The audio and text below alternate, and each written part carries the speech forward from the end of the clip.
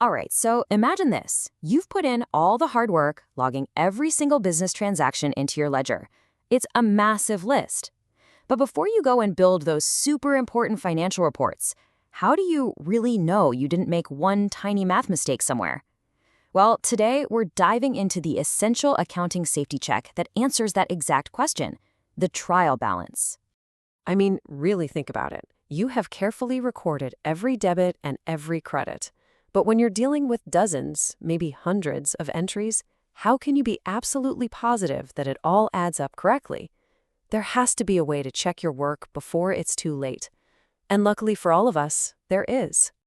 So here's what we're going to cover. We'll break down what a trial balance actually is, walk through a simple 4-step process to build one, and even put it into practice with a real example. We'll also get into what to do when things don't balance, and wrap up with why this step is just so critical. Okay, let's jump right in. The best way to think about this is like a checkpoint. It's that crucial moment you pause before creating your final reports, just to make sure all your foundational numbers are solid. So with that in mind, what is this tool really? Let's get a nice, clear definition. At its heart, a trial balance is an internal document. This is for your eyes only, not for investors or the bank. It is simply a list, a worksheet that has every single account from your general ledger with its final balance sitting in one of 2 columns, debit or credit. And this brings us to its one single, beautiful purpose. The entire point of this whole exercise is that the total of all your debit balances must equal the total of all your credit balances. If they match, congratulations, your books are in balance. If they don't, well, you know you have some detective work to do.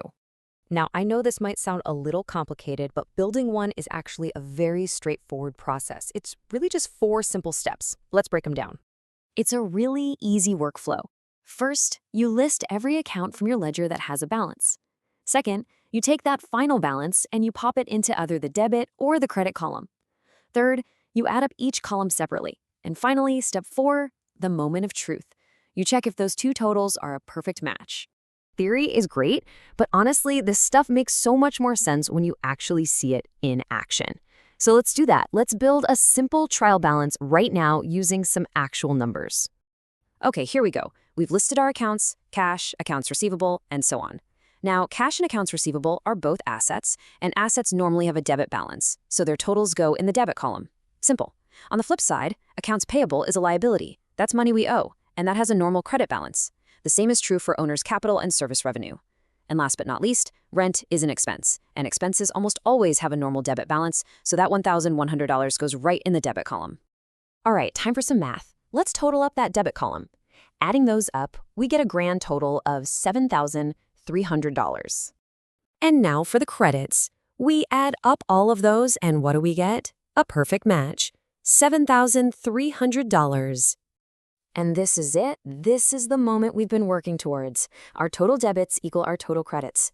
This proves that our bookkeeping is arithmetically sound. And now we can move on to the next step with complete confidence. But let's be real for a second. What happens when you do the math and the 2 columns don't match? It happens. Let's look at a few common reasons why.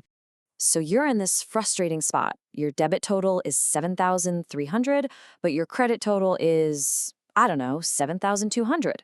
The first rule is don't panic. It almost always comes down to one of a few really simple errors.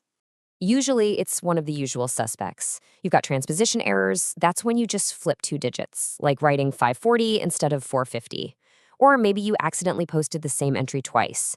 A really common one is just putting a balance on the wrong side, like putting an expense in the credit column. And of course, sometimes it's just a simple addition error. So we've seen how to build it and how to fix it, but let's just zoom out for a second and really nail down why this matters so much in the grand scheme of things. You can think of the trial balance as your first line of defense. It's a filter, and its whole job is to catch these little mathematical errors before they can sneak in and mess up your more important public-facing documents like the income statement and the balance sheet. You know, a perfect way to think of it is as quality control for your accounting data. It's not just about finding mistakes. It's really about ensuring the integrity of your numbers before you present them to the world. So when you finally get those 2 numbers to match up, what have you really accomplished? You've proven one fundamental truth about your bookkeeping. The double entry system is working, and your debits equal your credits. But here's something really important to think about. A balanced trial balance proves the math is right, but it doesn't prove the accounting is perfect. I mean, you could have missed a transaction entirely and it would still balance. So the real question remains, even though your numbers are balanced, is the financial story they tell actually complete?